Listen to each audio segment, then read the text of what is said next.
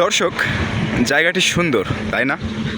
দেখে মনে হতে পারে খাগড়াছড়ি বান্দরবনের মতো কোনো একটি জায়গা, কিন্তু না, এটি মাগুরা শতখালীর যে পেয়ালস ব্রিক্স রয়েছে সেই ব্রিক্সের মাটির স্তূপ। তো আমি এখন এর উপরে উঠব এবং চারিপাশের যে ন্যাচারাল বিউটি রয়েছে তা আপনাদেরকে একটু দেখানোর চেষ্টা করব।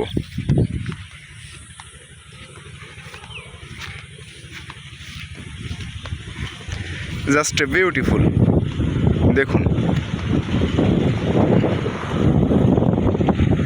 এটি হচ্ছে সেই পেয়ালস ব্রিক্স এবং তার ডান পাশেই যশোর মাগুরা হাই রোড।